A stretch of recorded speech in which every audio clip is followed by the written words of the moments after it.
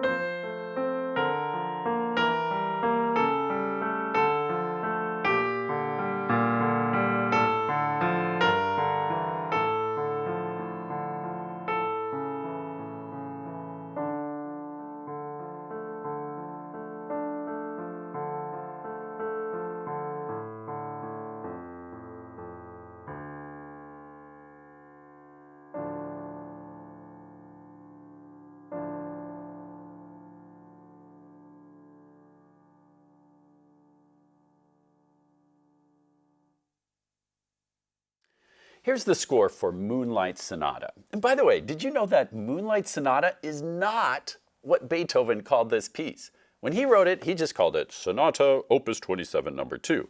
But someone in the audience, one of his first performances, who was a music critic, heard it and said, ooh, it sounded like moonlight on a lake. And when this critic published their article, everyone thought, ooh, Moonlight Sonata. And that became its nickname. But again, not Beethoven's original name, but it's a good nickname, so it's always stuck. Let's check out our tempo indication. Adagio means slow.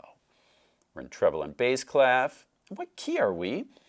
We have one flat, which could be F major, or it could be D minor.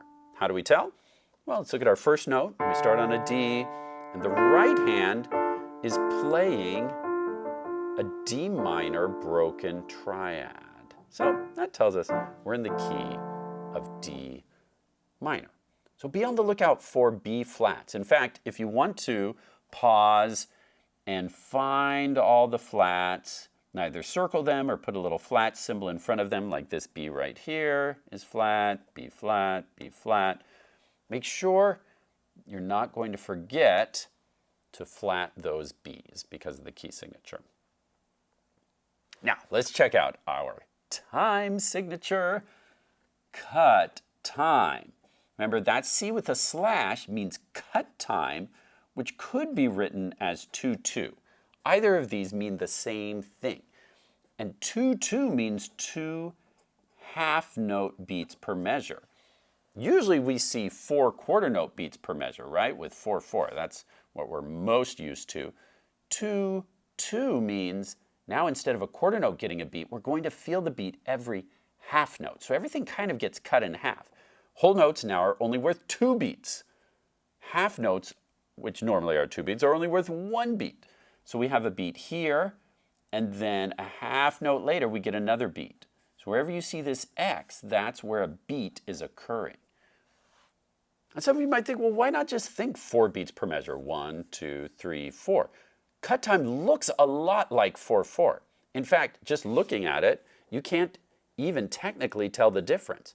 But the difference is Beethoven didn't want a beat, beat, beat, beat. That would feel too boring. 1, 2, 3, 4. It's too repetitive. He wanted these to flow together more like all 6 of these, 1, 2.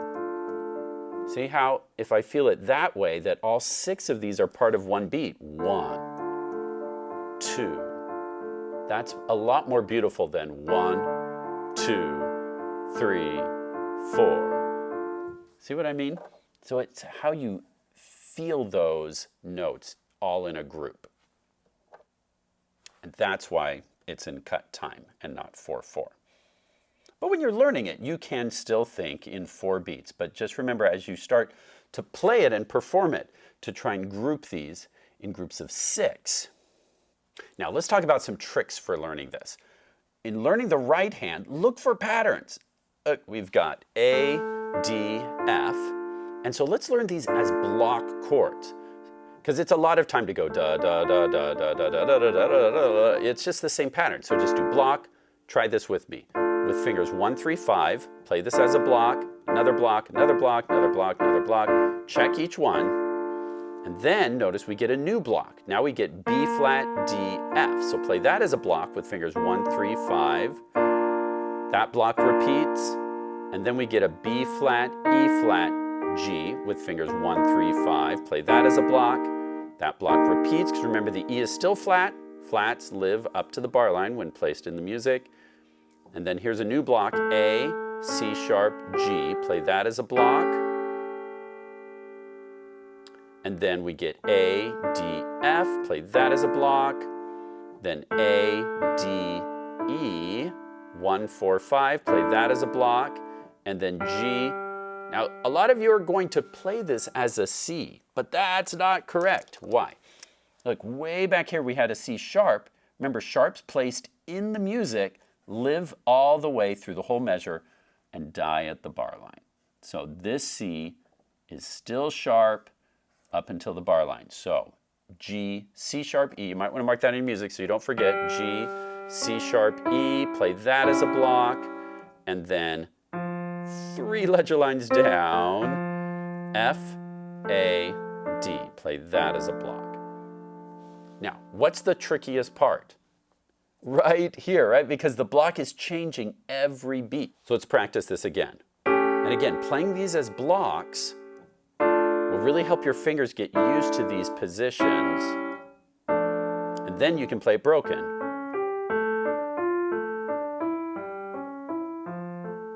So I'd suggest doing it as a block a lot, many repetitions, until you feel really confident with that, and then when you do broken, your fingers will just know where to go. Now pause, and I want you to work on the right hand, playing, you can just put all of these into one big block. Just practice each individual block for the right hand part, and then press play to go on.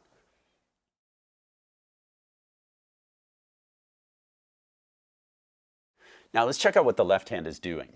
You'll notice we have these tenuto marks. This flat line is called a tenuto, and it means to play that note with extra emphasis. Composers will use tenuto marks to show which note is the melody, which notes are the most important. So the right hand is a little bit boring. It's just doing this repeating pattern. So it's the left hand that we want to bring out here. Notice the left hand note, boom, boom. Notice I'm bringing out these notes with the tenuto to make it a little more interesting. And then, notice way over here, the right hand's going to take over the melody here.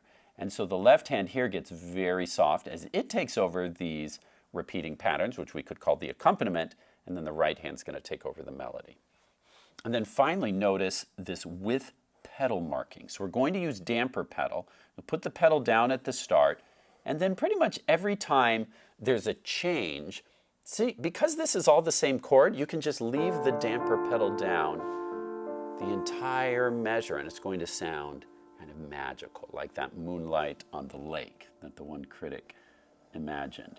And then nothing's changing here. The left hand moved down, which is why we'll do an up down there, and then we can do an up down every time the harmony changes. So like if the right hand has a new block or the left hand note changes, we need to do an up-down. We'll need to do an up-down here because this block changes and it will start to sound blurry if you have this block mixing with that block.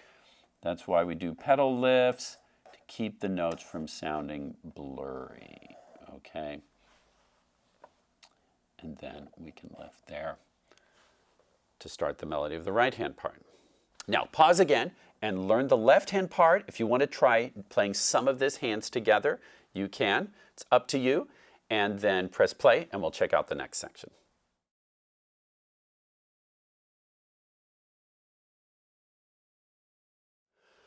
Okay, let's check out this next section. So our right hand just took over the melody in the beat right before we go into measure 6 here. And then notice the left hand changes our block here to a C sharp G A. Try playing that as a block. That repeats, repeats, repeats, and then we go back to this D, F, A. Play this as a block. It repeats, and then here we get D, G. Don't forget the key signature, B flat. We need a flat there. Also B flat.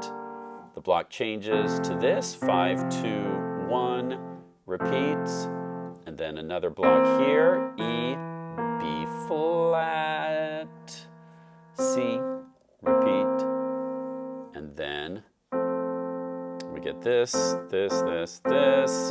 Try playing this along with me. We go back to this chord again, repeat, repeat, repeat, and then back to this, this, and then here's an interesting pattern, E, G, A, and then D, F, A.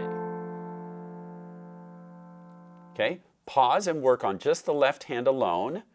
Play, again, I really suggest you learn these as block chords first, and then it's going to be so easy to turn that into broken once your fingers get used to those positions. So pause to work on the left hand, then press play to go on.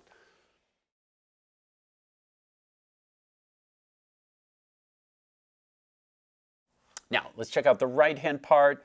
Notice we've still got these tenuto marks, tenuto marks. That's telling us this is the melody. These are the important notes. And then simile is a composer's way of saying, I'm bored of telling you the symbols or the articulations. Just keep doing that. Okay, when you see simile in music, it means just keep doing what we've been doing. In other words, just imagine that these all have tenuto marks as well. It's like the composer was saying, I got bored, just keep doing that same thing. Okay, so the right hand needs to be played out much louder than the left hand here. I'm going to start right here. Notice how I bring out that melody in the right hand. The left hand's very gentle.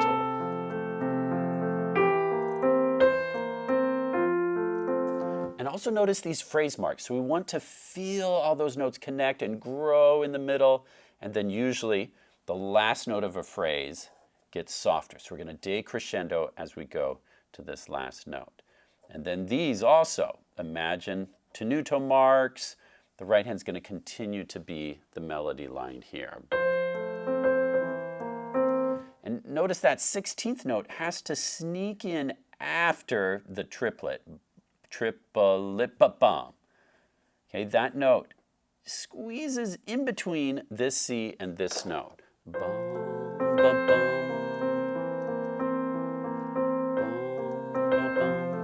Make sure that 16th note lands somewhere in between those notes. Okay, pause and work on the right hand part. If you want to try it hands together, you can. It's up to you. And then press play and we'll go on.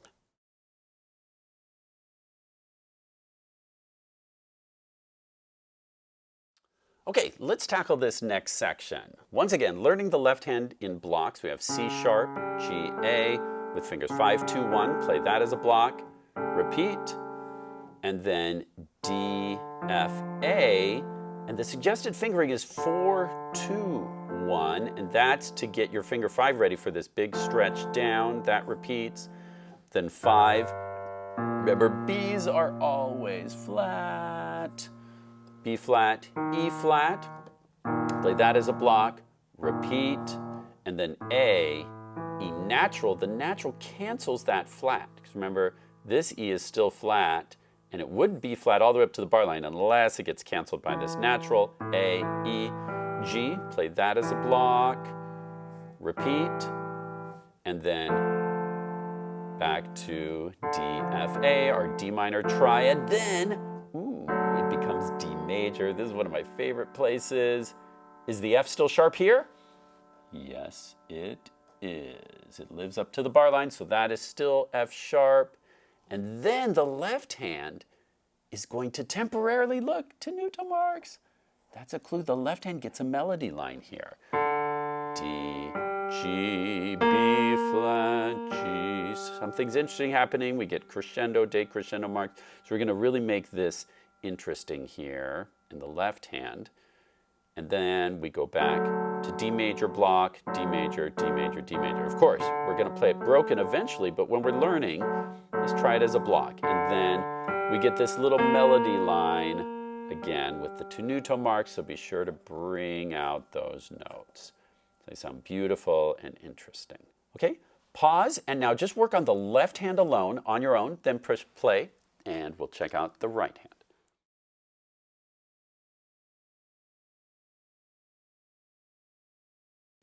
Okay, one interesting thing to note about the right hand is here we've got this E flat going to a C sharp, which looks like a third, but if you look on the piano, that's only a whole step away. So they're going to feel very close to each other. E flat to C sharp to D. And then D, switch to finger 4 here, and then, wow, here it looks a little crazy. So let's figure this out. This is what's called a polyrhythm, where you have two rhythms going on at the same time. Your finger 5 is going to play this E flat, and then while that note is holding down, there's another rhythm going on with your fingers 1 and 2. You have this triplet, rest, ba, ba, rest, ba, ba, rest, ba, ba, rest, ba, ba. Let's check that out on the piano. Notice how in the right hand, here in measure 15, you have to hold down that E flat while fingers 1 and 2 are doing these inner voice triplets. 1 and 2. Keep that E flat down, and then it switches to this C sharp. Okay, pause to work on just measure 15. Work on right hand alone, work on left hand alone. Maybe try putting it together. You're going to do a pedal lift on every quarter note in this measure. So pedal, pedal, pedal, pedal, pedal, and then you can hold it. Okay, pause to work on measure 15, then press play to go on.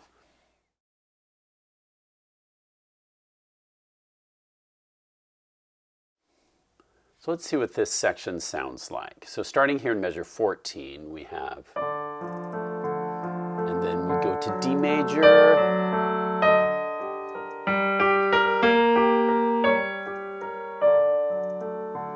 So I think it's really important to try and bring out that melody on this top voice, that D going to the E flat. So I really lean into that E flat, and then keep these two notes, the G and the B flat, really gentle, so then the left hand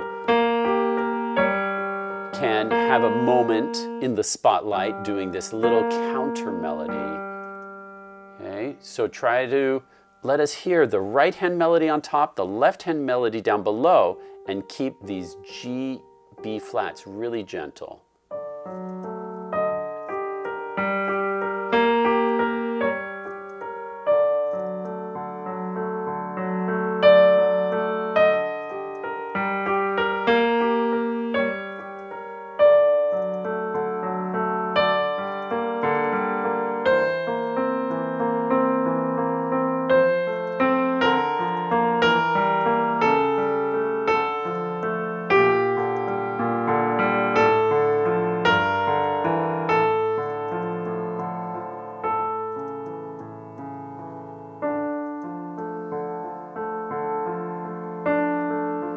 Left hand, right hand, left hand, right hand, left hand.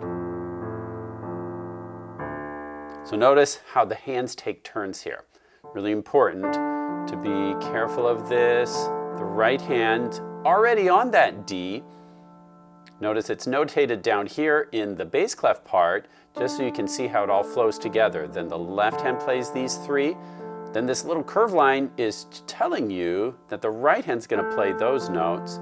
The left hand comes down here. Then we go left, right, left, and then the left hand comes all the way down to this low D, and then these very sad, solemn chords for the ending. Notice all the chord changes the left hand has to do, starting in the pickup to measure 20 on this last group of three. We've got this F major triad, then we come down to here, B flat major first inversion, E diminished, an A7 chord to D minor. So practice all of these as a block. Try this with me. Here's the last three notes of measure 19. First group of three in measure 20. Play this along with me. And then let's keep going to measure 21. We've got this as our first group of three and our second group of three, and then this,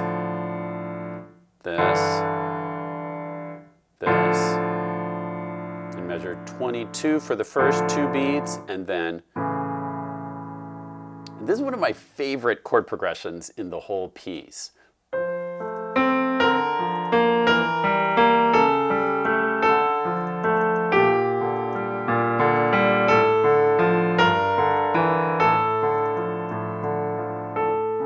just love that. Okay, so I highly suggest you practice these as block chords. And then, when you do broken, it's going to feel so much easier, trust me. So pause to work on this left-hand part, just as block chords here in measures 20 and 21, and then press play to go on.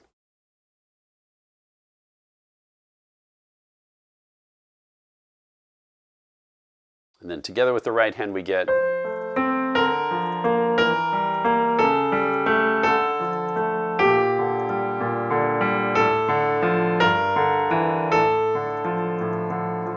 crescendo down to piano.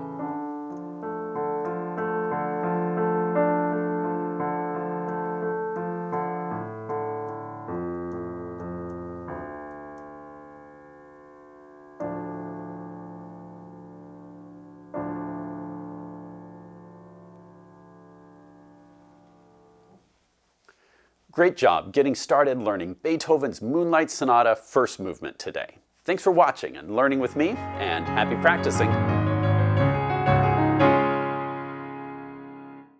You know what I just realized? What? The difference between being under the moonlight and out in the sun is simply night and day. Oh, brother. What? Not even a groan? Ah, there it is. Thank you. That's all I need. Simple groan of appreciation. They say a comic in his own land. Oh well. Hey, chef!